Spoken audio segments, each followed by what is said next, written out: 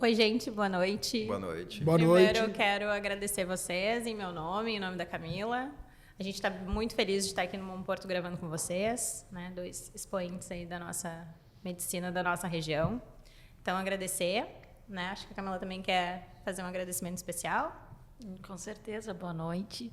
Muito obrigada. Estamos aqui, né, no Bom Porto, gravando aqui, obrigada pela cedência do espaço. É um prazer para nós podermos estar conversando com vocês, estar fazendo essa troca, né, e estar podendo contar um pouco mais também desse empreendimento para a nossa região e também um pouco da caminhada da história de vocês como profissionais, né, como expoentes aqui da nossa cidade. A gente já conversou antes, a gente não usa o podcast na íntegra, a gente faz cortes, enfim, de conteúdo. Nisso a gente vai abordar os 4 temas da nossa mentoria. Eu e a Camila somos 2 advogadas, temos uma mentoria para a área médica. A mentoria tem 4 pilares principais: compliance jurídico, inteligência tributária, estratégia de vendas e planejamento financeiro. A gente trabalha, a ideia é escalar essa mentoria no digital. Atualmente a gente trabalha com ela de forma pessoal. Então a gente sempre faz um quebra-gelo inicial. A gente quer começar com o Rafael. Queria que tu te apresentasse, tua especialidade, que ano tu te formou, contar um pouquinho pra gente da tua trajetória. Tudo isso? Obrigado, meninas. Obrigado pelo convite. É um prazer receber vocês aqui na nossa nova casa, né? Na nova casa da saúde da região sul do Brasil. Então, né, meu nome é Rafael Avancini, sou médico formado em 1994, né? Exatos 30 anos nesse ano de formado. Especialidade seguida foi ortopedia e traumatologia, né? Então, lá naquele tempo, quando eu me formei, havia ainda uma carência de especializações mais profundas dentro do Brasil ainda. Então, eu me vi obrigado, né, me formando muito jovem, a buscar, mesmo depois da pós-graduação, mais uma especialização. E aí, com isso, eu busquei uma sequência do meu aprendizado fora do país. Eu passei 1 ano e meio na França, né? Então, morei 1 ano e meio em Paris, fazendo cirurgia do trauma e cirurgia do quadril, né? Mas de lá para cá, né, a minha história, né, eu brinco, né, ela foi de Rio Grande a Paris, mas de Paris a Rio Grande, né? Então, desde que eu fui, eu sabia que ia voltar, né? E eu voltei para Rio Grande para exercer a minha profissão, né? Desde que voltei, já comecei a exercer a função dentro da Universidade Federal de Rio Grande. Então, eu sou médico, funcionário, professor da universidade desde 1997, né? Então 27 anos esse ano também. Então desempenho com muito orgulho a minha função de professor, que é uma das facetas aí que eu mais gosto, né? Que me mantém bem, que me mantém jovem, que me mantém feliz, me mantém atualizado, né? E paralelo a isso, né, fui desenvolvendo ao longo do tempo, né, a minha atuação dentro da ortopedia. Temos uma clínica juntos, né, desenvolvemos trabalho, criamos um grupo, né? O Alexandre, que está aqui do meu lado, veio a compor o grupo depois de um tempo. E o grande objetivo sempre foi esse, né? Voltar, construir e reunir, né, talentos. Que legal, obrigada, Rafael. Bom, e eu vou repetir a pergunta para ti também. Alexandre, queria que tu te apresentasse, qual a tua especialidade, que ano tu te formou.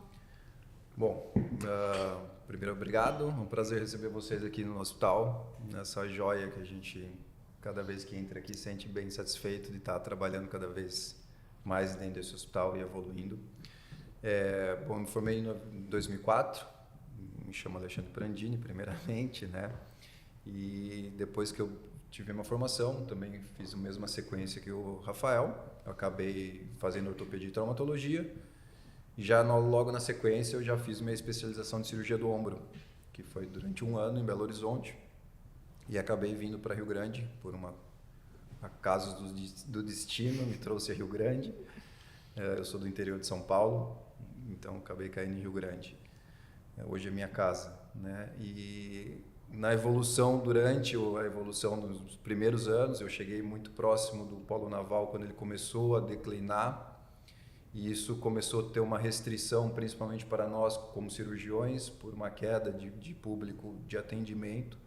E nesse momento eu me vi tentando me renovar, inclusive, numa área fora, extra-hospitalar. Foi nesse momento que eu comecei a fazer a medicina do esporte, uma pós-graduação na Paulista, na Escola Paulista de Medicina, e que eu passei 1 ano e meio, a cada 15 dias, pegando todo o trajeto, atravessando o Brasil, indo para São Paulo, passando o final de semana lá e voltando. E hoje é uma das áreas que eu tenho atuado já há 5 anos, basicamente. E é isso. Legal, obrigada, Alexandre. Um dos motivos que a gente sempre convida as pessoas, que a gente faz a escolha das pessoas, é enxergar os médicos, os profissionais da área da saúde com essa veia empresarial. Então, a gente enxerga muito isso em vocês dois, né? E a nossa conversa é muito mais no sentido de aconselhar essas pessoas que estão ingressando, né? Esse jovem médico, esse jovem profissional, para que ele não repita os mesmos erros. A mentoria, na realidade, ela mostra caminhos, ela mostra atalhos para que erros não sejam repetidos. E aí a nossa experiência, a nossa expertise vê que as pessoas, que os profissionais, né, eles acabam demorando muito tempo para se reconhecerem como empresários, né? E nisso a gente traz um dado bem interessante, né? 24% das clínicas médicas abertas hoje no Brasil, elas morrem nos primeiros 2 anos, né? Exatamente porque a gente identifica essa falta dos 4 pilares, né? Do médico como gestor, do profissional da saúde como gestor, atuando como gestor.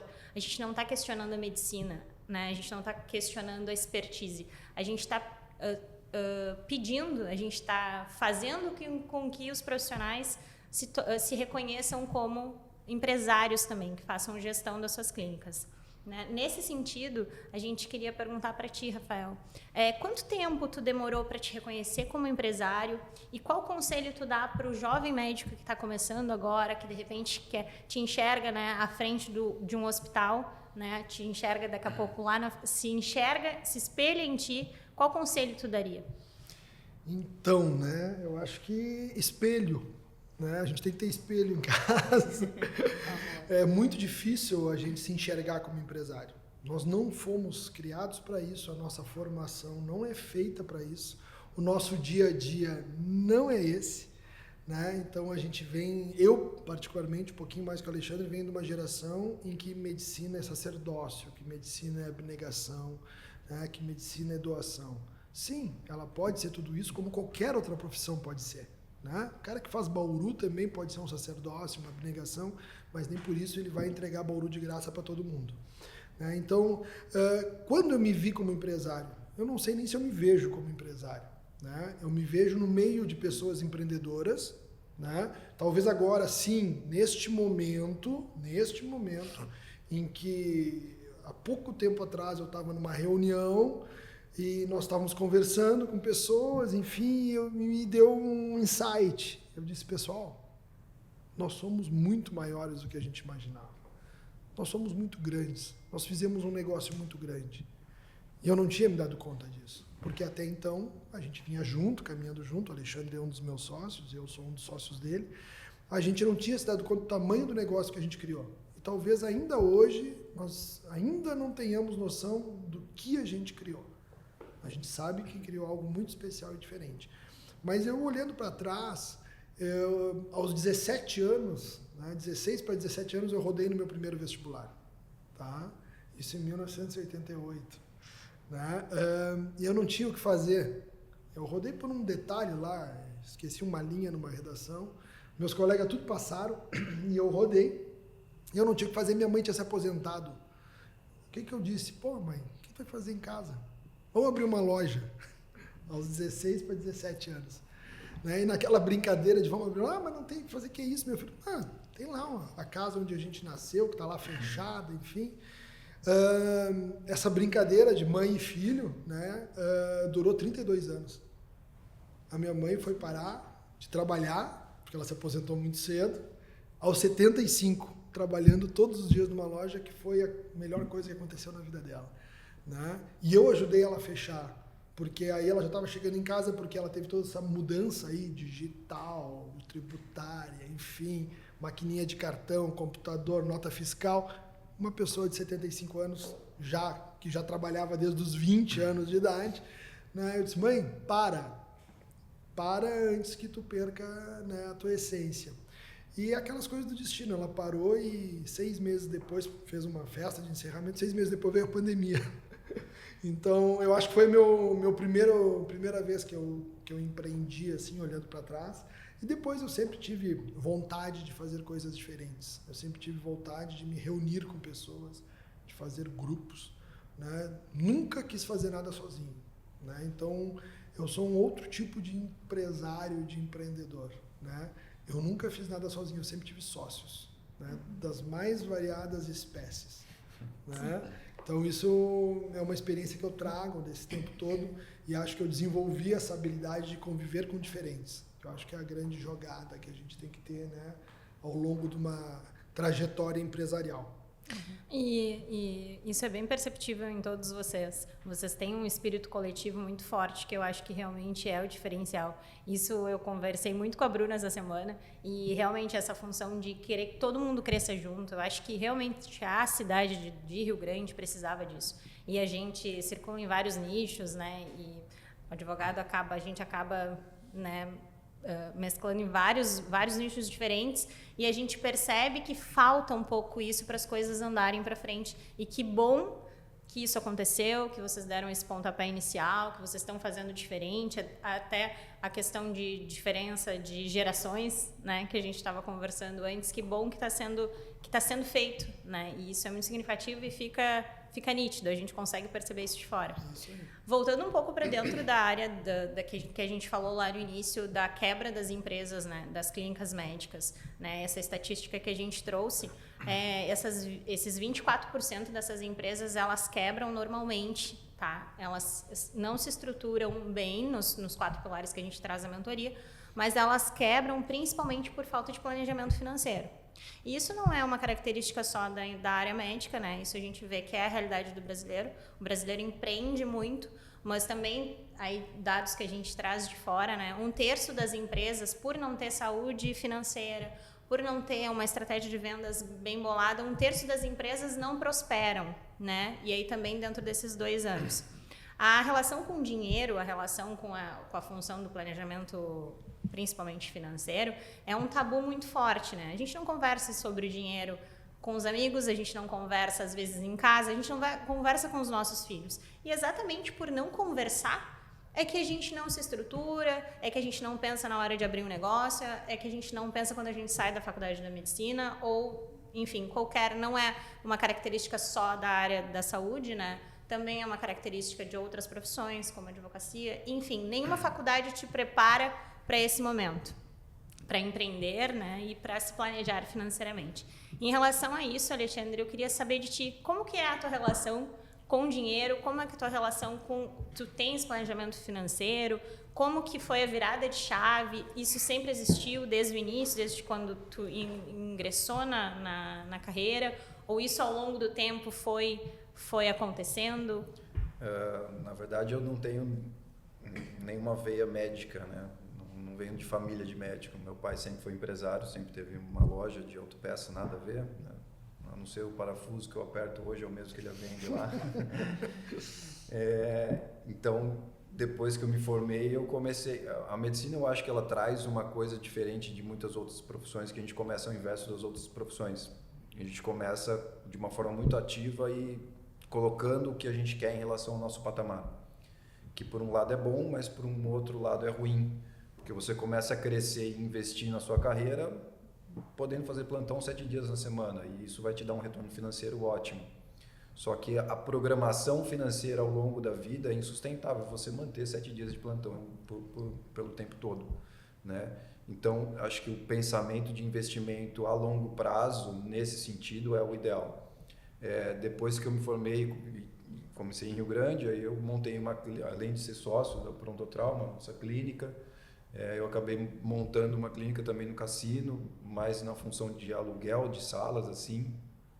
E isso me levou a também olhar com outros olhos a questão financeira, jurídica, exatamente pensando nessa função de dar longevidade a esse processo, né? Então é extremamente importante, eu acho, para mim, foi uma assessoria financeira, tá?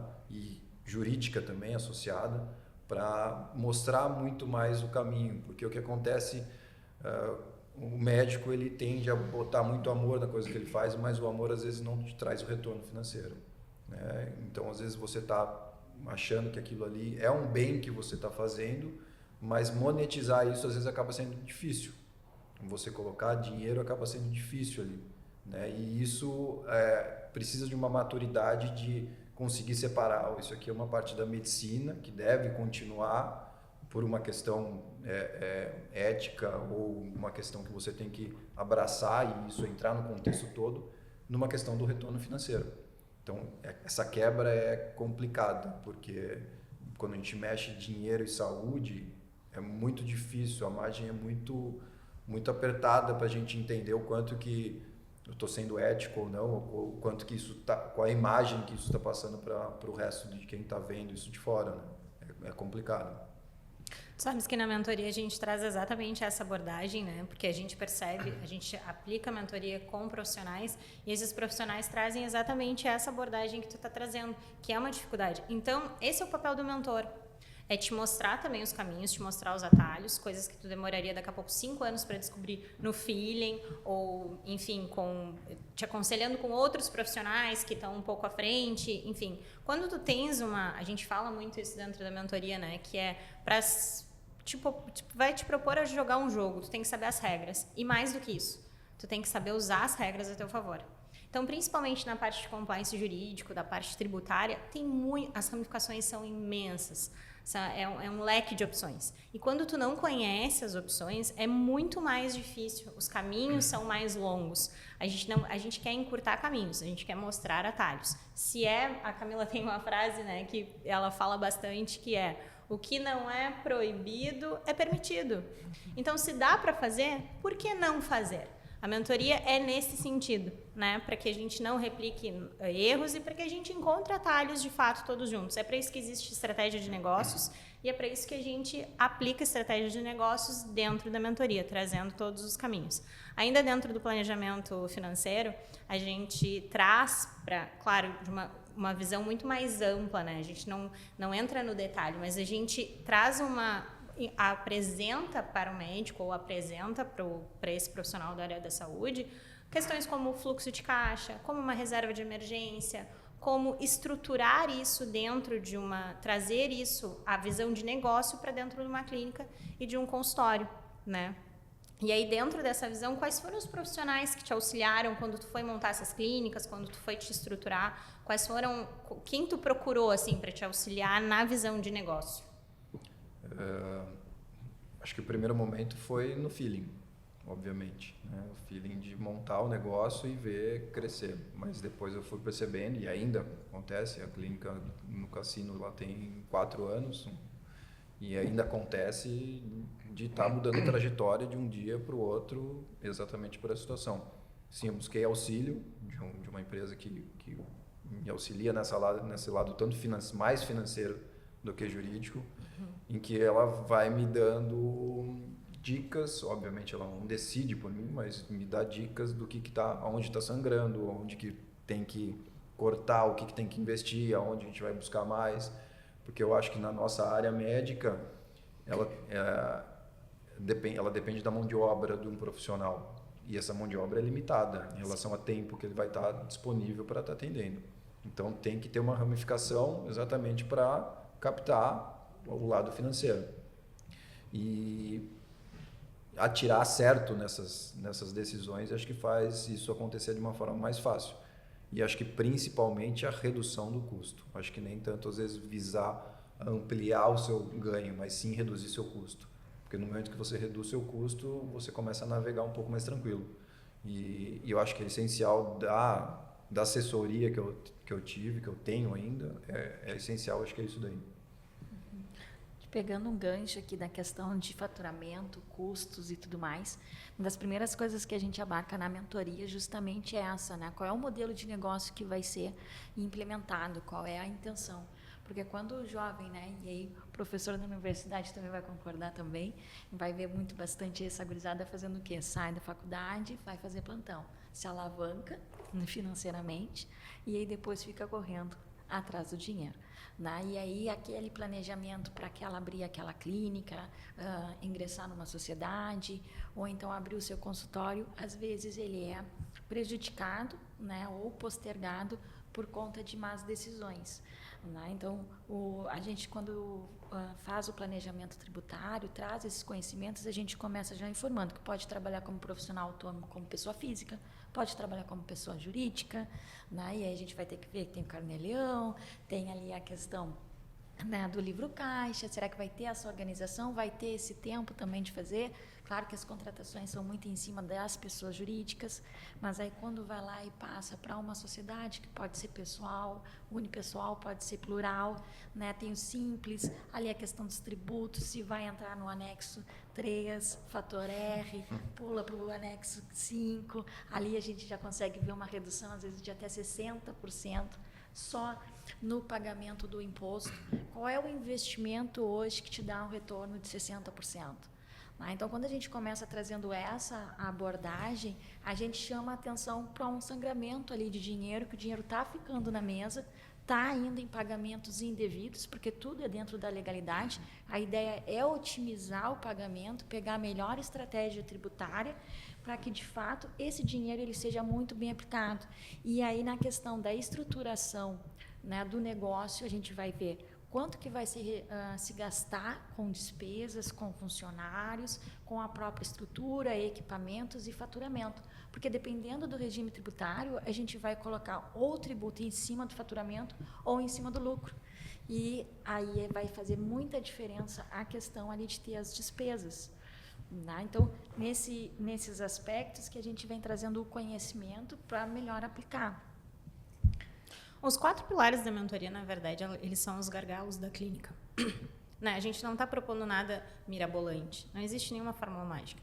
A gente, na verdade, vai aumentar o faturamento quando reduz o custo de estratégias que não estão sendo aplicadas, como a Camila falou, só da parte tributária, que é o primeiro encontro é da parte tributária, só ali já existe um gargalo absurdo, né, de valores, e aí de novo a gente fala muito isso, tem batido muito nessa tecla, é dinheiro que todos os dias o profissional da área da saúde se levanta da mesa e está na mesa. Não é culpa de ninguém, não é o teu concorrente, não é a pessoa que está lá fora, não é culpa de quem administra ou de quem faz a gestão daquele negócio.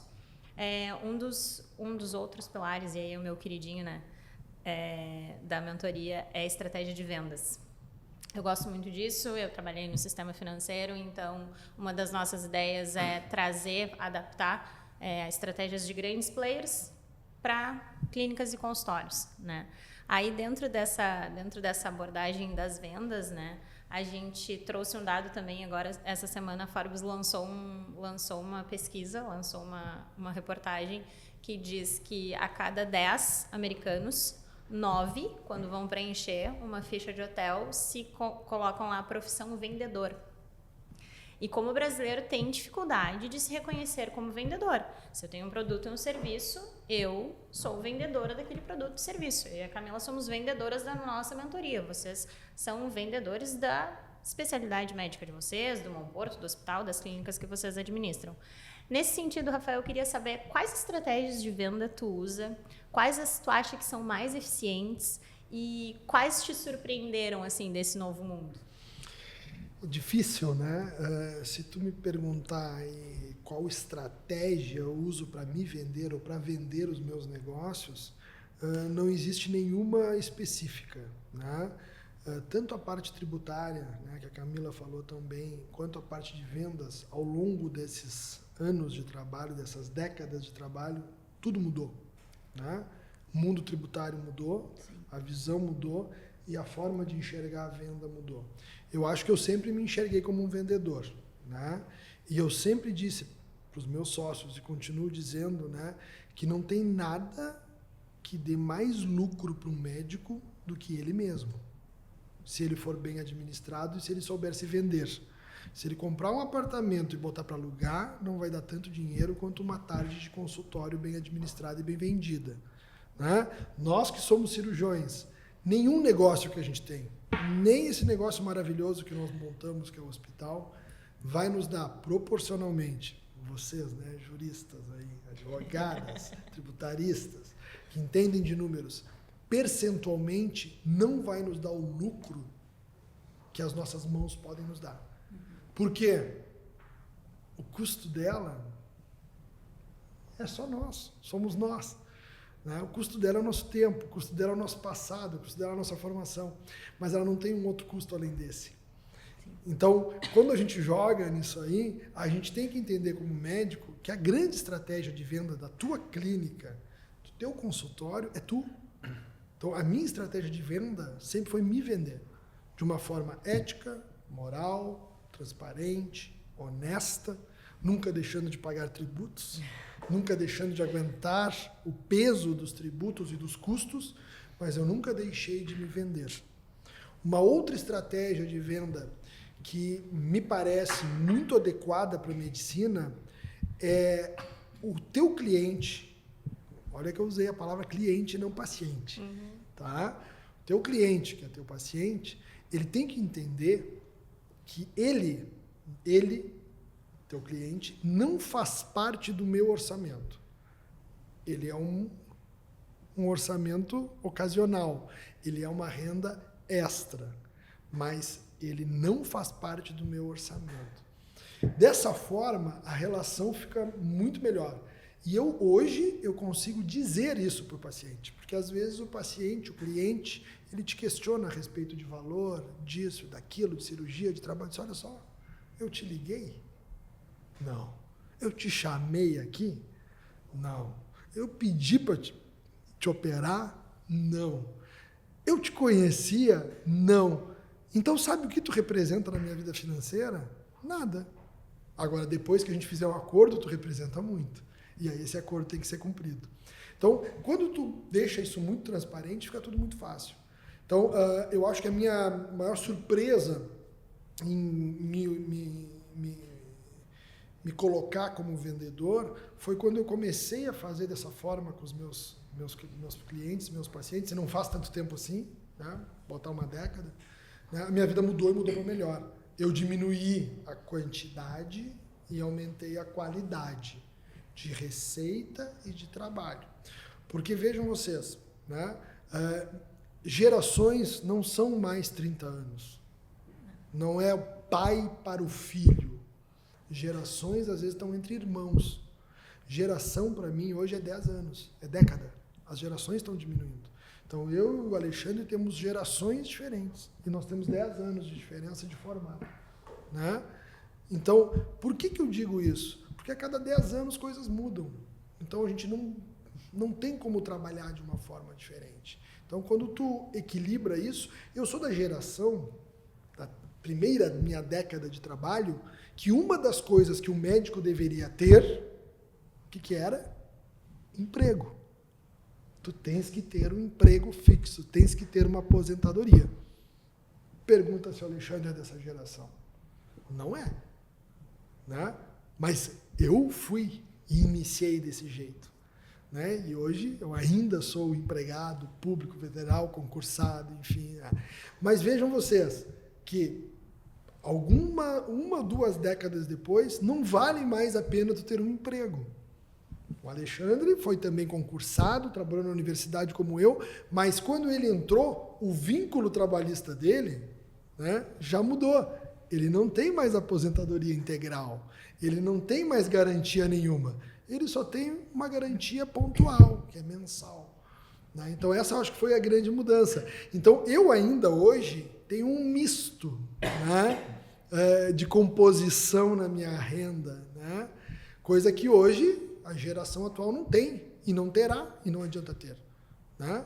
Então, essa é a grande balança. Né? E hoje, cada vez mais, e a minha briga comigo mesmo é para me manter sempre atual, para encostar em pessoas mais visionárias do que eu, melhores do que eu, como o Alexandre, que está aqui do lado, porque o segredo do cara, né, do médico, não é concorrer com alguém, é se encostar nos bons.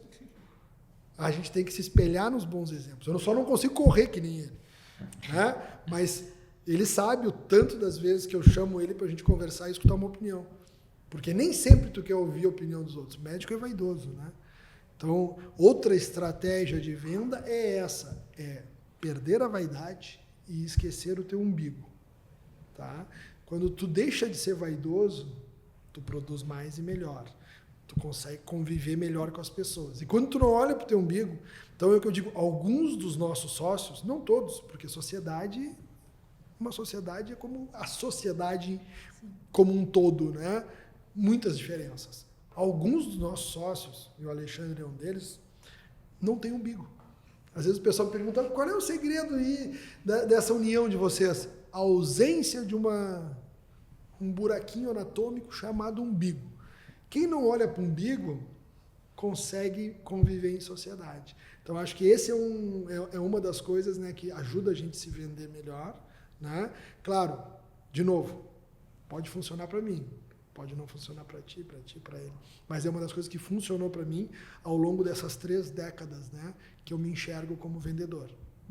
Isso que tu falou de me encostar no Alexandre, né? Curioso, essa semana eu ainda ouvi um podcast sobre isso. Ambiência, né? A gente se colocar em locais, né, para subir a régua, né? Não conviver. Se tu convive num ambiente de mediocridade, tu é o próximo medíocre. Se tu te coloca à prova, te desafia e te encosta em pessoas que sejam mais do que tu tenhas que elevar o teu padrão, a ambiência por si só vai fazer isso. Só que tu tem que te colocar nesses ambientes, tu tem que cavar oportunidades para isso. Na parte de estratégia de vendas, a gente fala muito sobre isso e muito sobre networking. Networking com os pares, networking com pessoas que não sejam teus pares. Né? Te colocar, quem não é visto não é lembrado. Né? Eu acho que tanto na área médica quanto na área dos negócios, enfim, todas as áreas prevalecem essas mesmas estratégias. Né? E como tu falou, o conflito das gerações. Ou a gente aprende com as gerações que estão vindo, é uma tsunami, ou vai nos devorar. Não adianta. Quem quer se manter atualizado, quem quer se manter no ambiente de negócios, tem que se atualizar, não tem outra. Aprende e ensina. Aprende e ensina. E essa conhecimento. É a troca. E a gente está na era do conhecimento. É isso. Né? E rápido. E rápido para quê? Para errar rápido, corrigir rápido, mudar de estratégia rápido. O conhecimento está aí. Todo mundo tem acesso ao conhecimento. Uns mais, uns menos, mas a gente não pode ignorar isso.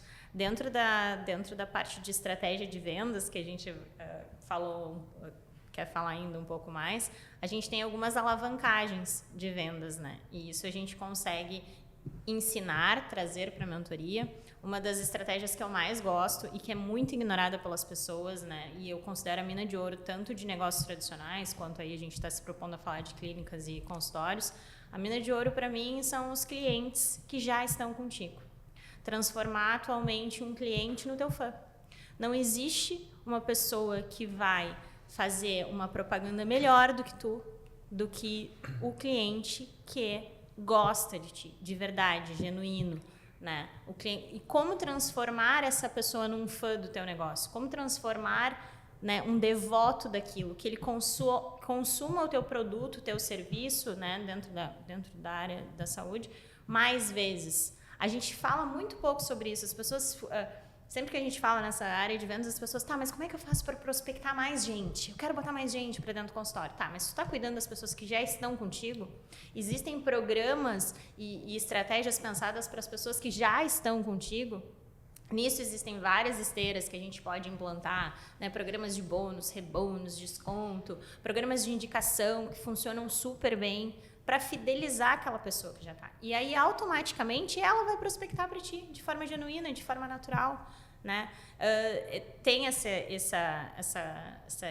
engrenagem, né, de alavanca de vendas que eu gosto bastante. A parte de prospecção, hoje em dia a gente tem um mix aí o Alexandre pode falar um pouco pra gente. A gente tem um mix de alternativas dentro das redes sociais.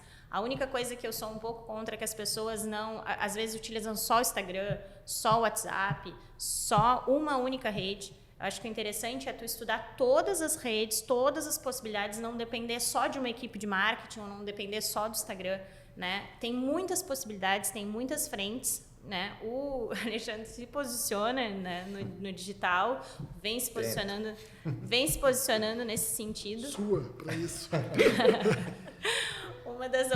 Uma das outras alavancagens de venda que eu acredito muito são criar esteiras dentro da clínica, né?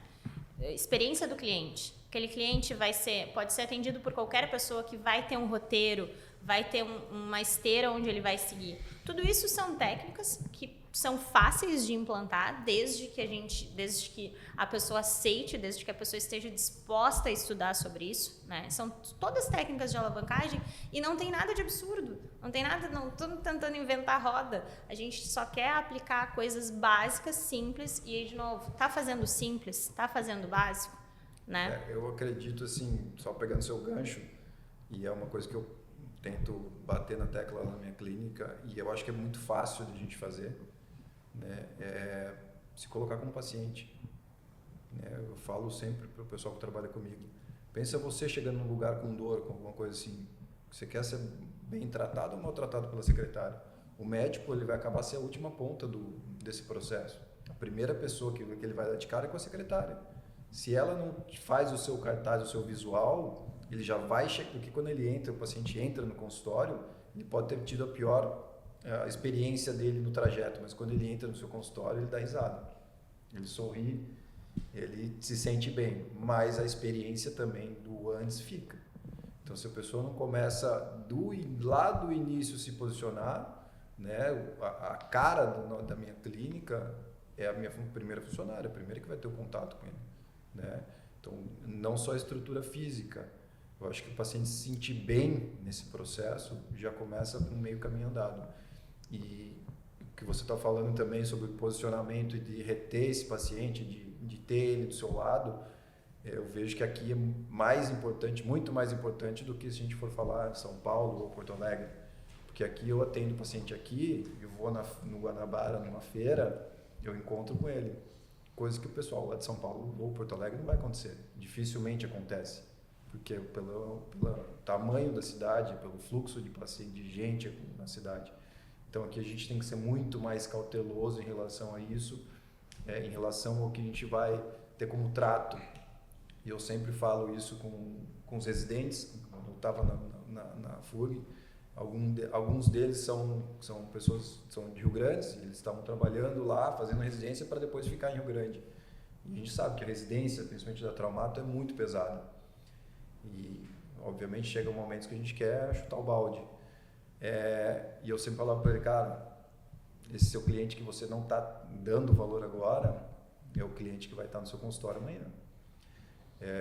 Meu pai, ele tem essa geração de trabalhar desde cedo para entender, e ele tem uma frase que para mim marcou bastante, que na verdade foi meu avô, o pai dele que falou, que ele trabalha com autopeça, né? Ele falou assim para mim, uma vez ele pegou uma lâmpada que custa, na época custava R$1, ele falou, quanto é que custa essa lâmpada aqui? Eu, R$1, eu tinha 13 anos de idade. Tá bem, então você vende essa lâmpada aqui do mesmo jeito que quando o cara for comprar um para-choque que custa R$350. Porque quando ele tiver dinheiro para comprar um para-choque, ele vai vir para você, vai comprar contigo. E a experiência de venda, a experiência que ele vai ter contigo na hora que ele sentar. Então a gente tem que estar se vendendo, não só se vendendo, mas eu acho que a estrutura deve abraçar o paciente, ele tem que se sentir abraçado desde o momento que ele pisa numa clínica ou no seu consultório, né? E eu acho que o que o Rafael estava falando em relação às gerações e mudando também, a gente pega muito contexto que antigamente o legal era ter um consultório seu, com a foto da família atrás. Isso gerava muito ego para o médico também, né? Do seu jeitinho. Hoje em dia é quase inviável, por uma questão tributária, uma questão de custo. É inviável a gente manter um consultório, principalmente para quem é cirurgião, que passa 3 tardes lá e o resto no hospital operando. Então, isso a gente tem que aprender. E quem dera a parte da formação médica, isso comece a ser ensinado desde lá do início. Claro que vai ser ruim para vocês, pode ser que vocês não alavanquem suas mentarias. Eu vou continuar esse gancho aí, porque, na verdade, apesar de eu continuar no meio dos jovens, não me considero velho, mas estou numa geração intermediária, então a gente também tem que entender e também tem que saber fazer sucessão, né? E eu acho, tirando toda a humildade de fora, eu acho que essa é uma das minhas qualidades. Eu sempre soube fazer sucessão. O Alexandre é prova disso, né? A nossa clínica foi fundada há 25 anos atrás, tá? Eu e mais 4 pessoas que não se davam bem. Eu cheguei, voltando da França, como eu falei, disse, pessoal, nós temos que ter uma clínica junto. mas tu tá louco? Eu não vou trabalhar com aquele cara. Disse, cara, eu não convidei vocês para dormir junto, nem para jantar, nem para frequentar a casa. Eu convidei para trabalhar. Se vocês não se juntarem comigo para fazer uma clínica, eu vou fazer sozinho. Ah, mas que guri peitudo, com que dinheiro tu vai fazer? Do meu pai. Porque é sempre bom a gente ter a família por trás, né? Tu pode falar isso de uma forma verdadeira ou pode blefar, não faz mal, né?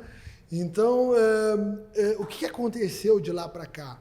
Infelizmente, 3 desses sócios lá do início acabaram falecendo.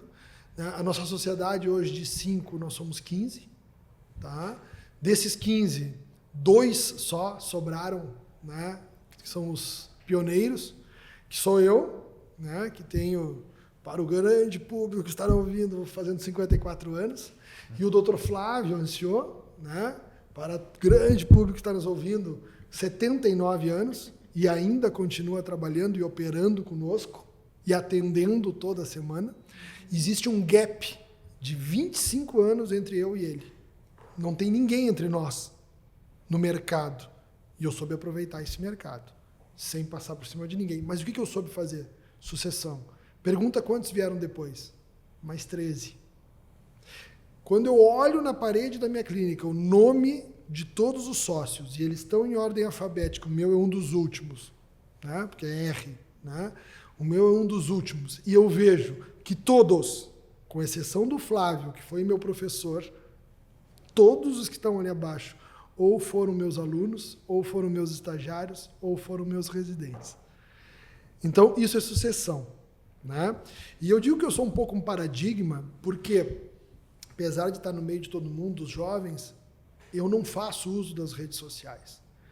O meu consultório, eu estou no mesmo consultório desde 1997, ele não tem placa na frente, né? Eu não faço propaganda, nunca fiz propaganda em jornal, TV, quando antes era isso, e muito menos não uso as redes sociais para isso. A gente acabou usando mais um pouco agora no Monporto.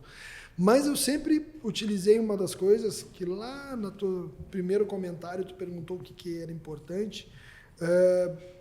A minha grande rede social, e isso eu digo para meus alunos, é o corredor do hospital. O meu Instagram, o meu LinkedIn é o corredor do hospital. São os funcionários do hospital, são as secretárias do hospital. Essa é a imagem que eu vendo. E para o meu paciente, o que o paciente, que é nosso cliente, quer? O mesmo que o vô do Alexandre disse para ele, que eu venda e entregue para ele com a mesma dedicação a lâmpada de R$1, porque ele vai voltar para comprar o para-choque. Então, eu sempre entreguei disponibilidade, carinho e empatia. O conhecimento, talvez a grande maioria de nós tenha praticamente igual, mas essas 3 características poucos têm. Então, claro, não é regra. Eu digo para a gurizada, vocês têm que ir para o Instagram, vocês têm que aparecer. É que olha, parece até ridículo dizer isso, né? Parece até, sei lá, né? Mas eu não preciso neste momento, né? Então, a gente foi construindo uma trajetória na cidade. Meu pai era médico, então, diferente da história do Alexandre, né? Meu pai trabalhou durante 50 anos, tem 57 anos de formado, ainda vive, não trabalha mais, mas vive. E depois eu. Ou seja, desde 1969, alguém ouve o nosso sobrenome dentro da medicina de Rio Grande. Então, isso me facilitou. Ele criou, né, lá atrás a minha rede social. Né? E hoje, né, eu mantenho ela e utilizando desses benefícios das coisas que a gente colocou. Então, é muito difícil de tu dizer que o caminho é esse, aquele ou aquele outro. Eu acho que nós temos que ver o que se encaixa em cada lugar, em cada região, para cada pessoa, né, para a gente não passar ridículo também. Né? Porque tá cheio de doutor bonito no Instagram, que o paciente chega, eles nem levantam da cadeira para dar oi. Né? Nem levantam os olhos para ver o que tem, quanto menos tocar no paciente. Aí não serve. Não dá sustentabilidade na tua carreira. Então, acho que essa é a grande diferença. Isso eu acho, e quem dera ter 10% do Sericofel tem. Né? Ele atravessa todos os meios e todas as gerações e todos os aspectos de A a Z, independente, principalmente de questão financeira. E isso eu vejo porque eu convivo com ele, trata todo mundo da mesma maneira. E acho que isso é o grande diferencial dele, Então, realmente não precisa de rede social. Já construiu isso daí já muito, muito forte e não tem como não saber e ter o nome dele entremeado na medicina de Rio Grande. E isso pega um pouco dele também, porque eu também sou low profile, eu tenho uma dificuldade de ficar, mesmo assim, aparecendo em rede social, tenho uma baita dificuldade, né? E acredito que se o Rafael tivesse lá no início, já existisse o Instagram, ele estava nos seus... Tava os primórdios. Milhões e milhões de seguidores. Nem o Orkut eu usei. Então, isso aí faz, assim, eu acho que é essencial. A gente pode atravessar gerações e ser o mais digital possível, mas o contato humano nunca você vai perder na medicina. Nunca você vai perder e nunca você vai fazer bem. Nunca vai fazer mal, na verdade, porque o paciente, ele precisa ser acolhido, ele precisa ser abraçado, que independente de financeiro, digital, tá no Instagram ou não, isso nunca vai mudar na medicina. Acho que nunca. Tanto que é uma grande questão da robótica vindo aí. O quanto que o robô vai sustentar isso. Porque às vezes o paciente ele tem uma dor que ela não é física. Às vezes é uma dor mental. É uma dor de necessidade de acolhimento. Que às vezes você não vai fazer nada pelo paciente, mas o simples fato de você estar conversando com ele já vai fazer com que ele se sinta bem. Já vai ser o tratamento dele. A telemedicina não conseguiu substituir, nem com a pandemia, né? Exato. Então... Isso não tem preço. A percepção do médico que está ali, né, que estava fazendo a avaliação, ela é muito importante, que isso não vai ser substituído por nenhum robô, por nenhum equipamento. E é isso que, no fim das contas, a gente sempre acaba falando, né? No fim das contas, são tudo para pessoas, com pessoas, por pessoas. Então, por mais que a gente use todos os meios, a gente sempre vai se relacionar com pessoas. Então, por mais que a gente tenha ali as redes sociais, a gente, inclusive, a Letícia na mentoria, ela fala da importância de se trabalhar pelos métodos tradicionais, pelo networking, pelo trato pessoal, se fazendo ser conhecido na comunidade técnica também, que isso que é o que vai, de fato, trazer a excelência na comunicação, na divulgação ali dos serviços. E é o que vai nos proteger do quarto pilar de vocês, que é o jurídico. Também. Né? Porque não tem nada que nos proteja mais de uma complicação jurídica, seja interna na tua clínica, seja externa com o paciente, do que a relação, né? Do que a relação médico-paciente, do que essa interação. Né? Então, isso é muito importante e isso está se perdendo. Pessoal, isso está se perdendo. Né? Para a turma que está começando, eles têm que entender a importância da relação médico-paciente. Não adianta tu ter um belo assessoria jurídica que te dá um documento de 3 páginas para o paciente assinar, né? Já tem vários memes sobre isso, né? Assinar dizendo que está de acordo com tudo que pode acontecer de errado. Pessoal, é a mesma coisa que tipo o primeiro encontro e fazer um contrato, né? Em cima do bar, né, a respeito de tudo que pode acontecer naquela noite. Acabou a relação. Então, o paciente, né, até existem proteções jurídicas que são importantes em grandes estruturas. Mas quando tu traz para dentro do teu consultório, de uma clínica menor, não pode começar pelo jurídico. Né? Então, se é permitido, não é proibido. Né? Então, a gente tem que trabalhar com esse cuidado. Sim, cada vez mais ter uma proteção jurídica maior. Mas nós não podemos perder essa essência. Senão, vai dar problema. Deixa eu trazer uma situação real de hoje. Hoje eu fui fazer uma audiência, né, fazendo a defesa de um profissional da saúde pela alegação de erro médico. Então, hoje ouviríamos 2 testemunhas da parte autora que se sentiu lesada. As testemunhas não foram, a gente, né, conversou um pouquinho com o defensor público, ela estava sendo assistida pela defensoria pública, pela advogada do hospital. Naquele bate-papo já havia uma perícia favorável, né, ao procedimento que foi feito, foi de forma correta, tecnicamente correta, mas o defensor público insistiu, estava conversando com ela e a gente, né, pegando ali, conversando, não, tecnicamente o trabalho foi conduzido da melhor forma, mas o trato social, a questão humanizada, que tu te sentiu, né, desrespeitada ou destratada no atendimento, que são critérios subjetivos, a gente vai trazer essas testemunhas para trazer esse olhar do atendimento humanizado. Então, não é só a questão da técnica, vem muito ao encontro do que tu estavas falando para nós. Esse envolvimento da experiência do paciente, da questão da confiança, dele se sentir acolhido, dele se sentir realmente visto lá e tratado. Esse é o segredo, eu acho que da excelência do atendimento, seja para qualquer área, inclusive para a advocacia, na área médica, por qualquer profissional. Uma das coisas que o Rafael trouxe lá no início da fala dele foi a função dos sócios, né? De como é que tu fez a sociedade. E a Camila tem muita experiência nessa parte societária, né? E uma das coisas que a gente sempre fala é que os sócios e o casamento é muito parecido, né? Uma sociedade e um casamento é muito parecido. Conheço ambos.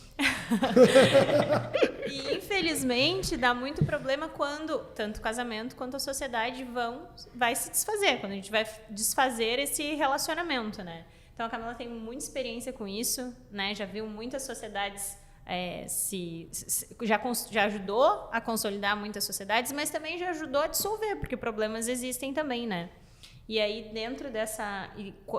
Quando tu tens acordos pré-estabelecidos, quando, né, por mais que existe um relacionamento ali de início de amor, quando tudo já está estabelecido no início, quando as regras já estão bem claras, é bem mais fácil, né, de evitar problemas ao longo do caminho, né?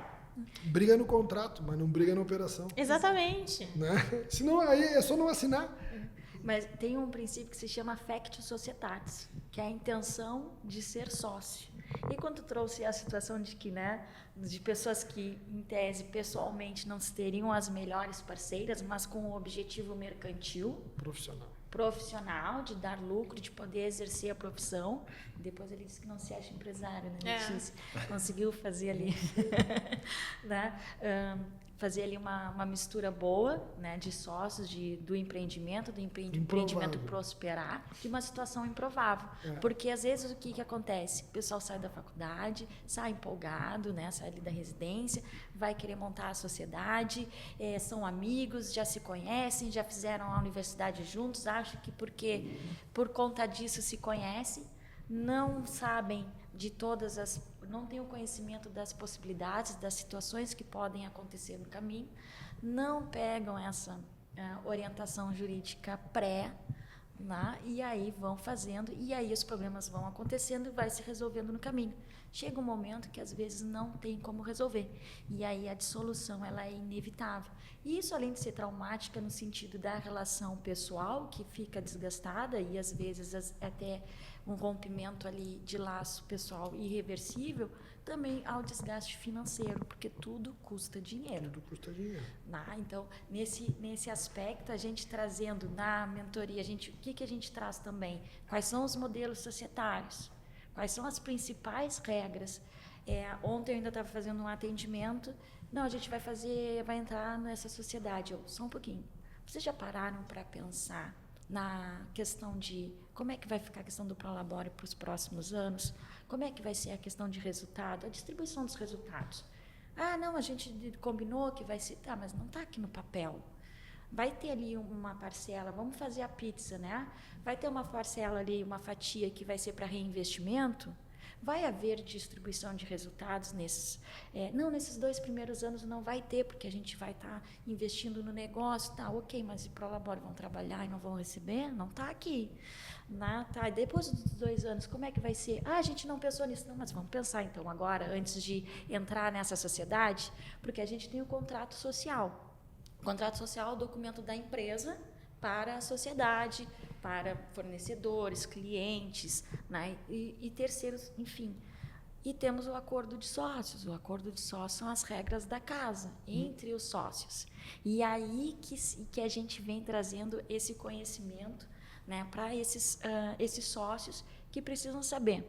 Questão não só de remuneração, como vão ser remunerados, questão daqui a pouco de uma saída de sócios, ou daqui a pouco precisa se ausentar. Daqui a pouco um sócio vai fazer uma especialização em outro país, vai se ausentar por 2 anos. Isso é bem provável na profissão de vocês. Como é que vai ficar a remuneração? Como é que vai ficar esse afastamento? Como é que ele exerce essa atividade? O sócio vai exercer a atividade?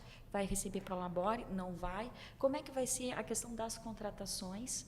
né? Vai ser ali, vai se estipular um teto de despesas, vai se estipular um teto de reinvestimento, de distribuição de lucros. São todas as questões. Como é que daqui a pouco vai entrar um novo sócio? Essa sociedade está aberta para entrar um novo sócio? Vai ter que ter a concordância de todo mundo ou a concordância da maioria? Se a gente receber aí uma proposta de compra dessa empresa, porque, né, é uma empresa, a gente tem que todos concordarem ou o voto da maioria arrasta a minoria? Então, são regrinhas e detalhes que não são discutidos. E aí, quando acontecem essas situações, aí a gente vai para a regra geral. E a regra geral geralmente não atende à necessidade. E aí a gente vai ter que discutir isso em juízo. E eu sempre digo que quando a gente coloca um terceiro que não tem nada a ver com a relação para decidir, vai ficar ruim para todo mundo. Não vai ter uma decisão muito difícil. Ou o juiz vai dar uma decisão para que um fique muito feliz e o outro muito triste, mas, na regra geral, ambas as partes não vão ficar muito contentes. Então, o que a gente pode evitar para levar essa discussão para o judiciário, trazer entre nós, trazendo essa consciência desses pontos, é o que a gente já começa também a trabalhar isso na mentoria, ainda de forma inicial, né? Até porque, dada a complexidade, são coisas que elas precisam ser, inclusive, maturadas entre os sócios. Não é numa reunião de sócios que a gente vai fazer o acordo e está tudo resolvido. Dependendo da sociedade, a gente leva meses. Sim. Porque são situações que precisam ser pensadas, maturadas. A regra de saída é sempre mais importante que a regra de entrada. Exatamente. Para mim, ela é a mais importante. E ela é sempre dolorosa, né? Então, a gente sempre vai ter esse tipo de dificuldade. Nós temos sociedade, a nossa sociedade é heterogênea. Todas as sociedades são heterogêneas, né? Então, eu acho que a grande dificuldade é essa, né? E eu acho que uma das coisas, se tu me perguntar o que mais eu mudei nos últimos anos, olhando para os negócios que começaram lá atrás, hoje, é a assessoria jurídica. É a importância dada à assessoria jurídica. E a procura de uma assessoria jurídica personalizada, né? O teu assessor jurídico, ele tem que entender o teu negócio, os teus sócios, as tuas necessidades e os riscos que tu quer correr. Porque a gente quer correr risco. Sim. Se a gente fizer tudo certinho, vocês não têm trabalho. Certo? Né? Então, essa eu acho que é a grande jogada aí que todo mundo tem que hoje atentar muito bem. Né? Todos os pilares são importantes, mas o jurídico e o tributário hoje mantém uma empresa saudável, mantém uma empresa segura. Por outro lado, se tu colocar um advogado administrar teu negócio não anda, teu negócio não prospera, porque tu vai ficar vinculado a regras, né? E isso não é empreendedorismo. A gente tem que arriscar, né? A gente tem que arriscar. Se tu não arriscar, tu não vai, né? Às vezes o advogado pergunta, tá, mas deixa eu fazer, se der errado tu corrige. Mas vamos lá. Aí vem aquela frase, se não é proibido, é permitido. É permitido. A gente tem que ser criativo nas se nossas vai ou não, formas. agora, se lá na frente der errado e apareceu uma coisa estranha, vamos analisar junto, né? Vamos nos defender, vamos assumir o erro, vamos assumir o prejuízo pela decisão errada, né?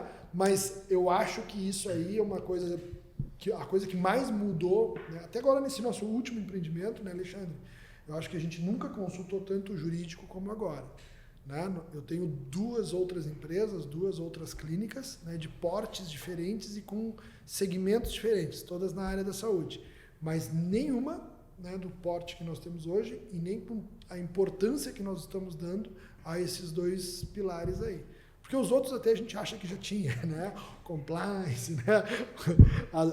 As vendas, enfim, mas o tributário e jurídico eu acho que são realmente, vocês estão entrando numa seara muito importante e que se a gurizada nova se atentar a isso, quando eu digo gurizada, pode ser um cara de 50 anos que está começando o seu negócio agora, é guri, claro. É guri pro negócio. Se não se atentar a esses 2 pilares aí, parabéns a vocês por estarem começando a pegar pesado nisso, porque a gente vinha falando um pouquinho antes, o pessoal às vezes fala em mentoria, hoje em dia já vira quase piada, né? Porque vira coaching, porque vira autoajuda, né? E às vezes tu perde o fio da meada. E é muito sério isso que vocês estão fazendo, né? E isso tem uma importância que talvez vocês ainda não tenham se dado conta também. Eu estou aqui só admirando vocês e escutando. Eu já acho que é muito importante, né? E vocês não têm ideia da importância que vocês vão ter ali na frente, tá? Porque isso tem muita clínica nova surgindo, tem muita gurizada nova se formando, querendo fazer clínica, querendo se juntar, não sabem como, fazem errado. Então, acho que vocês vão fazer essa diferença. E eu acho que isso é a diferença que a gente tem vivido hoje, né, Alexandre? Acho que o pilar jurídico, ele tem sido muito importante para nós. Eu aprendi a respeitar advogado, né? Mais do que nunca. Aprendi a ouvir mais do que nunca. Porque a gente só recorria antes, né? Hoje o bom jurídico, ele é teu bom consultor, né? Ele não é o teu desespero, né? O bom jurídico, ele não apaga o incêndio, né? Ele previne o incêndio.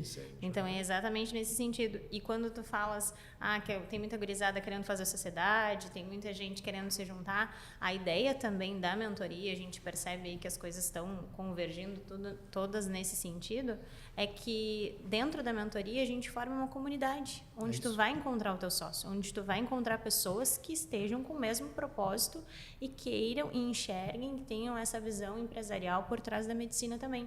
Então, vai se formando, como a gente falou antes, um ecossistema, onde além da mentoria, tu vai encontrar as pessoas certas para fazer a tua clínica, a tua sociedade. Isso é muito mais fácil, né? Porque vocês devem concordar comigo que é muito mais fácil quando os propósitos são parecidos, os valores são parecidos, as ideias são parecidas. É óbvio que existe divergência, né? Como tu falou lá no início. Mas quando a gente, assim como a minha sociedade com a Camila, a gente tem pontos inegociáveis que são iguais. E a sociedade é muito em cima disso. Então, quando a gente pensa na mentoria, a gente também pensa em formar uma comunidade em cima disso, né? Para que as pessoas encontrem, seja um ponto de encontro também. Eu acho que um erro, né? Desculpe te interromper, eu acho que um erro que as pessoas têm, os grupos têm, né? É achar que um grupo de amigos, que os amigos do bar, que os amigos do futebol podem ser sócios, né? Eventualmente podem. Mas não é porque tu te dá bem, né, com o teu amigo, teu colega de formatura, de faculdade, que aquilo ali é um bom ambiente. Às vezes tu vai ter um bom sócio um belo desconhecido, né? Eu tenho duas experiências diversas. Uma no meu primeiro empreendimento, que é a Prontotrauma, onde a gente é sócio junto, e numa outra clínica, né, chamada Clínica Tesla, né, que é uma clínica de diagnóstico e imagem, né, que era uma área que eu não atuava, mas num determinado momento eu me dei conta, né? Aí entra o vendedor e o empresário.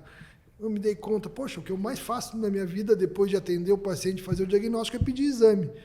Mas estou pedindo para os outros, né?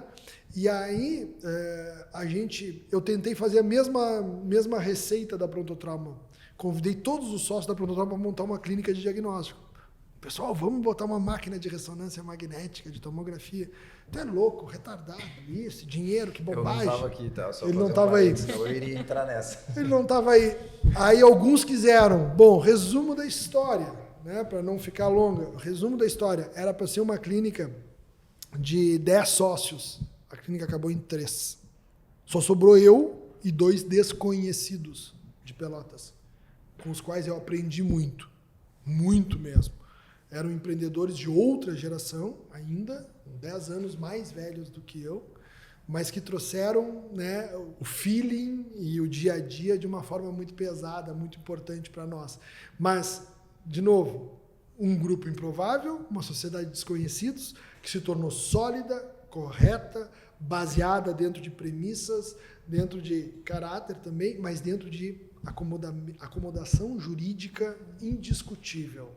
Como a gente não se conhecia, todo mundo se cuidou mais. Apesar de ter rolado uma empatia, né? E nós estamos aí até hoje, 15 anos. Né? Então, isso também acontece. Então, eu tenho muito medo das sociedades de amigos. Né? O pessoal diz, mas tu é sócio daquele cara lá? Sei lá, não conheço ele, meu sócio só. Então, qual é o problema? Ele é um bom profissional, ele é um bom sócio, para mim tá bom. Né? Então, isso é outra coisa que eu acho que é importante, né? A gente está sempre alertando, né? O formato das sociedades e a composição delas. Né? Eu falo também bastante com o pessoal da FURG na relação das startups. Né? E aí aquela gurizada que tem uma ideia legal, e aí junta realmente a turminha de amigos. E aí, claro, ainda não tem uma empresa formada, não tem, né, aquela estruturação jurídica, estão no início, com ideias muito legais, pessoal, 20 e poucos anos, todo mundo muito empolgado. Eu já começo trazendo para eles, gente, vamos lá fazer um MOU. O que é isso? Memorando de entendimento. E aí eu já trago passo a passo do acordo de sócios para dentro de um memorando de entendimento, para criar essa consciência de alinhamento também de propósito, de estabelecimento de metas de curto, médio e longo prazo, porque é ali, eu digo, é aqui que vocês vão ver se isso aqui tem futuro ou não. A ideia pode ser muito boa, mas a maioria das ideias que criam as startups não dão certo, justamente, né, por essa discordância entre sócios. Vocês estão aqui, ok, então vamos ser profissionais, vamos ser menos emocionais e vamos começar a fazer a jornada de vocês por escrito. Vamos fazer um memorando de entendimento a cada 3 meses. Eu dou o modelo, dou o passo a passo do memorando. Justamente, eu estou preparando vocês para um acordo de sócios. Então, isso é muito Belo legal. Exercício. E aí o pessoal fica bem interessado. Acho que agora no início de março... Eu queria ter crescido assim, mas não deu. Sofri mais. E os modelos são muito bons, modelos de negócio. Então, quando a Janeta e a Letícia comentou que a gente também tem um modelo de startup, porque a gente está também nesse modelo também. A gente está trazendo, a gente não só fala com startup, como age como uma. A gente está aplicando aquilo que a gente está trazendo. A gente está aplicando uma mentoria, mas a gente também tem mentores conosco em diversas áreas. Até porque também... Né? Hoje a história do psiquiatra, né? Ele também faz terapia. Exato. E nós precisamos ser cada vez mais multidisciplinares. Né? A gente não adianta ser expert só na minha área ali de conhecimento de direito empresarial. Eu preciso saber um pouco de cada área. Eu preciso ser vendedora. Cultura geral. Né? Eu preciso saber um pouco de marketing, preciso me posicionar. Né? Eu preciso ter ali o network. Então, tudo isso faz parte. Gente, a gente vai se encaminhando para o final. Mas não é até meia-noite? Não. Já são meia-noite? Não são meia-noite? A gente já vai se encaminhando para o final. A gente tem novamente, a gente vai fazer 2 perguntas para vocês, parecidas, tá? Alexandre, eu queria saber qual foi o maior desafio profissional que tu já teve na tua vida até hoje. O maior desafio... eu vou pegar meu desafio, acho que começa quando eu chego em Rio Grande. Eu acho que tem uma questão geográfica, tem uma questão cultural, que eu acho que isso leva um tempo para quem não é daqui começar a entender como é que funciona, como é que a gente tem que, para exatamente jogar o mesmo jogo, entendeu? Eu acho que isso no início foi uma dificuldade, logo que eu cheguei, e depois fui me adaptando cada vez mais. Eu acho que isso é uma questão que a gente sempre precisa olhar para entender antes de pôr o pé. É uma coisa que eu falava para alguns residentes que acabavam... Eu sempre perguntava o que vocês vão fazer saindo daqui. Vocês vão para onde? Aí eu vou lá para o interior do Rio Grande do Sul.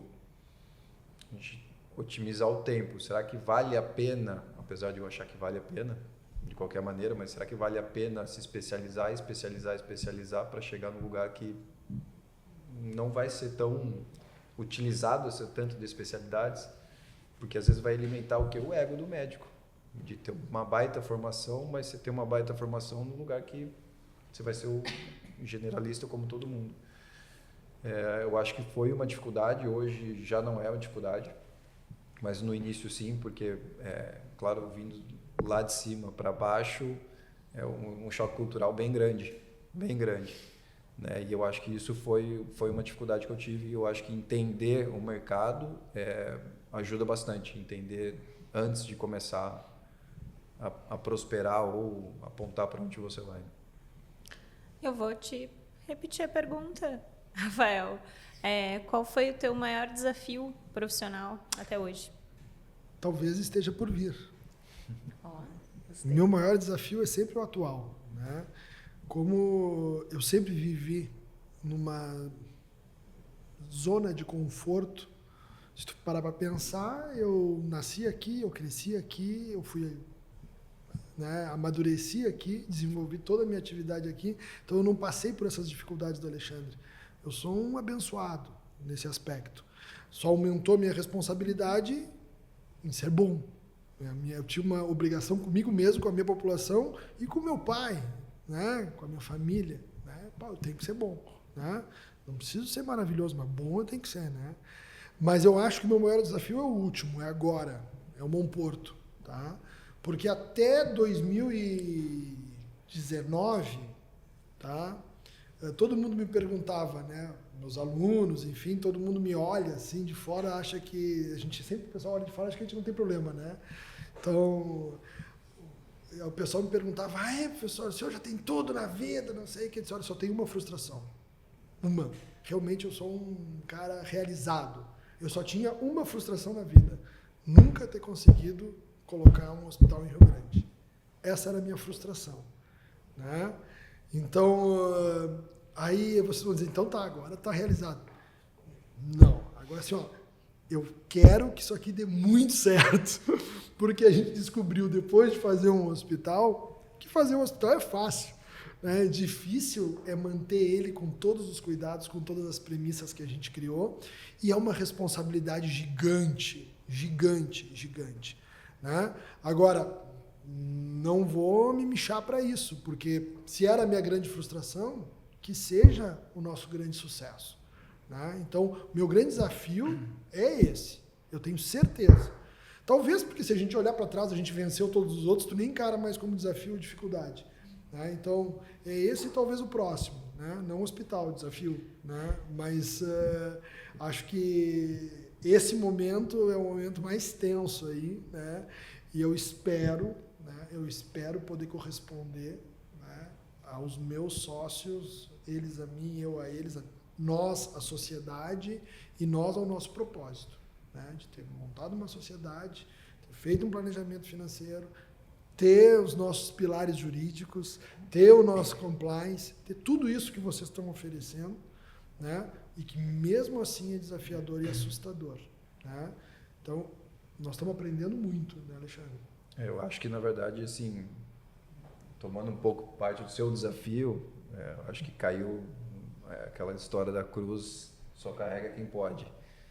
Que acho que se fosse outra pessoa diferente no que eu falei sobre o Avancini em relação a ele transitar em todos os meios, isso faz com que o hospital cresça de uma maneira que, da mesma jeito que a gente cresce na prontotrauma, né? A gente não precisa se amar, a gente tem que ter o mesmo objetivo. E esse mesmo objetivo ele tem que ser compartilhado e tem que ser incentivado. E essa questão do social do Rafael, eu acho que faz toda a diferença. E ele ser tanto o diretor clínico como um dos sócios, diretor clínico não, presidente, né? Um dos sócios, e ouvindo ele falar desse desafio, acho que abraça muito mais ainda o querer dar certo, fazer dar certo. Que eu acho que no fundo mesmo é o que faz acontecer. Então, pode colocar o CEO que for ou o presidente que for, se ele não tiver na mesma linha, não tiver na mesma garra de fazer acontecer, ele pode ser o maior expertise do mundo, não vai acontecer. Então, eu acho que estamos juntos nesse desafio. Estamos juntos nesse desafio, é um grande desafio. Vejo uma Affect Societatis aí, hein? Mas querem falar um pouco mais do Monporto, por favor? Das estruturas, número de profissionais, especialidades? Isso aqui é uma maravilha, né? Não, na verdade, o Monporto, para quem olha de fora, né? Às vezes as pessoas... Nós criamos uma expectativa muito grande, né?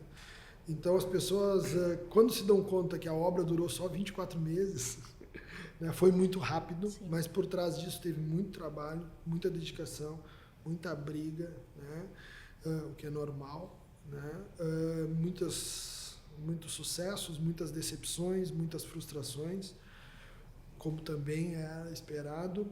O que mais às vezes nos incomoda num projeto desse tamanho é quando tu te frustra com aquilo que era o inesperado. Então, a gente estava super preparado. Hoje, a gente tem um hospital, né, que ele é considerado um hospital de médio porte, porque ele tem menos de 200 leitos, tem até 200 leitos, mas é um hospital de alta complexidade.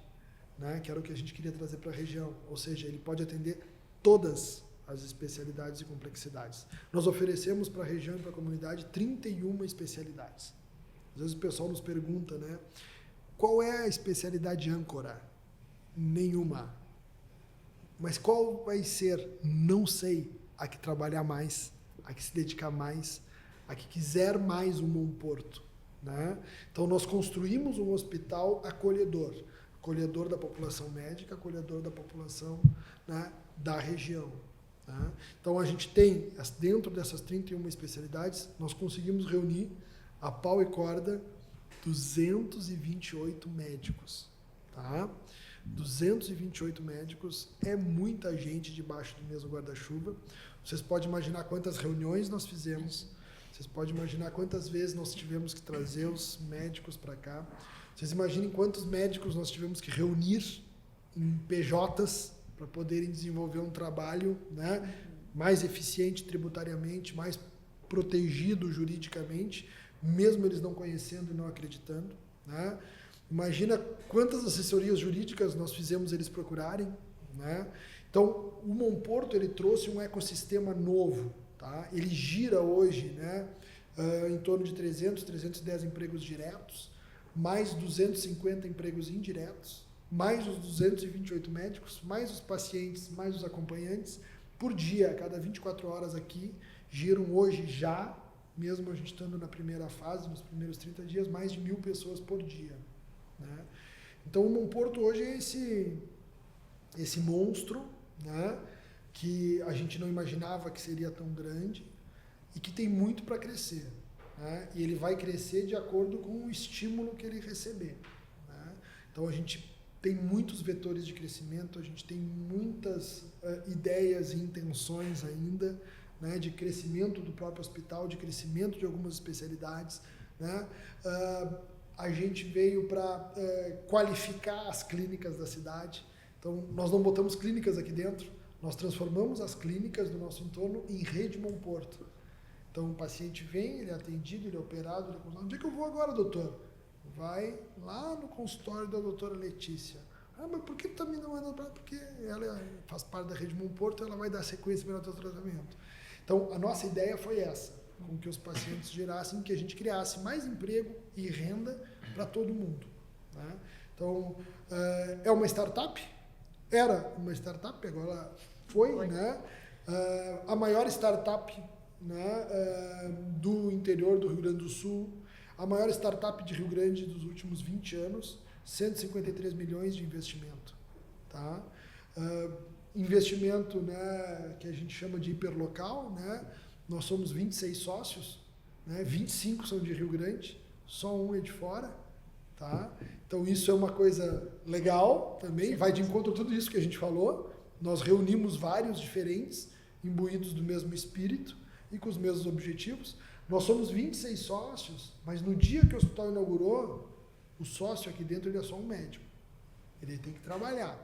Ele não é o cara que vai passar no corredor, olhar para a Letícia, para a Camila, que tu está na rua porque eu não fui com a tua cara, porque eu sou dono disso aqui. Isso não existe aqui. Existe uma governança, existe uma organização, existem regras, nós trocamos os vícios por protocolos, né? Então, isso é uma coisa importante dentro da área médica, e nós estamos iniciando, né? Com muita humildade, pedindo ajuda de todo mundo, né? Pedindo paciência, né? Porque a gente vai levar um tempo de maturação, como qualquer negócio, né? A gente sempre diz o ano de 24 é o nosso ano de sofrimento, o ano de 25 a gente vai tirar o nariz debaixo d'água e conseguir respirar normalmente, né? Para a partir de 26 a gente começar a crescer. Né? Então, esse hoje é o Monporto, que oferece para todo mundo todas as qualidades que um hospital deve oferecer, mas, né, eu falei isso no meu discurso de inauguração, ele oferece alma. Tá? É um hospital que oferece alma. Então, quem vem para cá entende. Quando está no quarto, ele vê o cuidado, o tipo de cobertor que a gente comprou, o tipo de chinelinho que dá para o paciente usar, a informação e o treinamento que a gente dá para a enfermeira, para a técnica de enfermagem, como cuidar do nosso cliente. Né? Então, o nosso carinho está em todo. E hoje, para que isso continue, não adianta dizer, oba, vencemos, vamos para casa ou vamos viajar junto porque deu tudo certo. Todo dia nós estamos aqui. 20 horas por dia. Né? Para quê? Juntar o papel do chão, limpar o vidro, corrigir a postura do funcionário que está tirado na cadeira, porque existe uma cultura difícil na nossa região e nós queremos superar isso. Hoje, nós recebemos 2 operadoras de saúde que vieram visitar o hospital, né? E a gente, com muito cuidado, muito carinho, muita humildade, a gente disse, pessoal, olha só, eles começaram a falar da Santa Casa, né? De outros hospitais aqui de Pelotas, pessoal, não é para comparar com ninguém. Isso aqui é uma instituição nova, não tem como comparar com uma instituição que já tem uma 180 anos, outra 30, outra 40. Eles disseram assim, olha só, vocês estão muito perdidos. Aí eu fiquei olhando, né, para ele assim, nós não estamos comparando vocês com Pelotas, com Santa Casa, nós estamos comparando vocês com Mãe de Deus e Moinhos de Vento. Cara, isso foi uma coisa bacana que eu escutei de 2 operadoras duras, né? E foi muito legal, né? E vocês estão de parabéns, porque eles sentiram isso, né? A gente passando pelos corredores, os funcionários dando bom dia, boa tarde, né? Olá, como é que vai? Então, é o cuidado, é o carinho. Então, isso é o Bom Porto, né? Pelo menos essa é a visão que eu tenho do Bom Porto. O Alexandre pode complementar alguma coisa, porque às vezes eu sou um pouco passional demais no que diz respeito aos meus negócios, né? Mas eu acho que é isso, exatamente isso. Eu acho que no momento que a gente tem 25 sócios, né? 24 médicos. 26. Médicos, 22. 22 médicos que estão atuando no hospital. É aquela questão. Hoje, a grande maioria, e os que eu convivo principalmente, dentro de plantão, cirurgia, a gente sai da sala, a gente apaga uma luz, porque tem o nosso capital aqui, né? E não só isso, eu acho que isso mostra para quem está trabalhando no hospital que não tem uma diferenciação. A gente quer que o hospital dê certo de qualquer maneira e vai dar certo. E no momento que a gente está mostrando que a gente está disposto a varrer o chão, a limpar e apagar a luz e recolher papel do chão, é porque a gente quer fazer dar certo e vai dar certo, não tenho dúvida disso. E cada um encabeçando uma área, cada um tentando fazer acontecer, a gente vai cada vez crescer mais, não tenho dúvida. A gente está engatinhando ainda, é muito difícil, como o Rafa falou, um monstro que a gente criou no bom sentido e que agora a gente está tentando domar ele de alguma maneira e com as várias fugas e várias dificuldades que a gente achou que poderia não ter no início de uma operação, mas que está pondo à prova mais uma vez que a gente precisa estar apto a estar atuando em várias áreas, né? Lá no início a gente falou, né, que era um bebê. É um bebê, né? E agora vocês estão cuidando, daqui a pouco ele vai estar engatinhando, vai estar andando sozinho. E é nítido isso em vocês. Eu, particularmente, adorei, assim, saber um pouco mais da história de vocês, saber um pouco mais da história do Bom Porto, saber principalmente que isso foi feito para Rio Grande, né? E aí a gente entende a importância de deixar um legado. E vocês estão deixando um legado muito bonito aí. Então, era isso. Deixa eu só falar aqui. A gente sempre fala, né? Não tem o plano B, é só o plano A. É isso. O que estraga o plano A é o plano B. É o plano B. Então a gente Então, só tem um plano A. Só tem um plano A. E nós, como, né, faço das palavras da Letícia as minhas, e nós, como rio-grandinas, papareias, na cidade dos ventos, das dunas, a gente fica muito feliz com esse empreendimento, fica muito feliz por ter conhecido profissionais, conhecer um pouco mais dos profissionais e das pessoas que vocês são. Muito, muito agradecida, né, por esse momento aqui. Uma satisfação enorme. Muito obrigada, gente. Era Obrigado isso. a vocês. Obrigado a vocês. Contem conosco para tudo que vocês precisarem, né? E para nós é um prazer porque a gente vai estar sempre aprendendo, né? Eu gosto de estar sempre ouvindo todo mundo, aprendendo. Aprendi muito com vocês hoje aqui, né? Então isso é muito legal, né? Então eu sou um cara, e o Alexandre também, que aprendeu, nós tivemos que aprender a ouvir os mais jovens e enxergar experiência nos mais jovens. Eu sofri muito no meu início de carreira porque eu era muito jovem. Hoje, 30 anos depois, o pessoal prefere o mais jovem e o mais jovem não sofre mais do que a gente sofreu. Então eu aprendi que cabelo branco não é experiência. Experiência é trabalho. Experiência é experiência. Né? Então, uma pessoa com 30, 35, 36, 33 vou entregar, né? Tem experiência e tem estrada, sim, né? Um dos nossos assessores jurídicos, né, tá na faixa etária de vocês, é lá de Porto Alegre, né? Esses dias teve um colega meu que é mais cético, disse: cara, eu nunca vi um cara que respeita tanto. Tu sabe que esse guri tem idade quase para ser teu filho? Esse cara, ele não é um guri, o cara é um magistrado, o cara sabe muito. Eu não faço nada sem perguntar para ele. Então, virou essa brincadeira, né? Porque isso também é uma habilidade e é uma coisa que nós temos que desenvolver. As pessoas têm que entender e têm que deletar idades, né? A gente conversou hoje, eu perguntei só para mim ficar na mesma página, né? Para a gente saber, né? Porque é importante, porque eu não dou importância para isso. Eu dou importância para a trajetória. Então, isso, queria agradecer vocês, né? E acho que vocês têm uma trajetória aí pela frente muito legal com essa bagagem que vocês trouxeram. E contem com a gente, com os nossos sócios, com as outras pessoas. Nós temos um monte de gente interessante no nosso grupo também que podem contribuir com outras coisas, né? Contaremos com vocês, com certeza. Então, obrigado. Bem-vindas ao Monporto, né? Eu não posso dizer voltem sempre, porque senão vocês vão ter que voltar doente, né? Não. Mas, só para gravar o podcast. Mas sempre que me encontram na rua e perguntam como é que tá aquele hospital, eu disse, vai lá, te interna lá, te quebra, vai lá. Te quebra. Ótimo. Vamos tirar uma foto todo mundo junto? Deixa eu só comentar. É que o papo, se deixar, vai, né? Eu sempre digo, né? Um advogado, ele é mais... a gente tem aqui, carrega anos nas costas, porque quantas sociedades eu já fiz, quantas sociedades eu já desfiz. Né? Então, o advogado já nasce velho, né? Já nasce velho. Não, o advogado nasce velho. Isso. A gente tinha que se aposentar com 10 anos de carreira. Porque o que se aprende... Vocês envelhecem na faculdade. A gente só entendeu que estava velhas, porque quando a gente começou a mentoria, eu disse pra Camila, faz 15 anos que a gente se conhece. Ai, não, mas não vamos falar isso? Não, vamos ter que falar, porque o que a gente vai fazer? É 15 anos, ora bola. Espera chamarem vocês de tia, então. Já me chamaram. Mais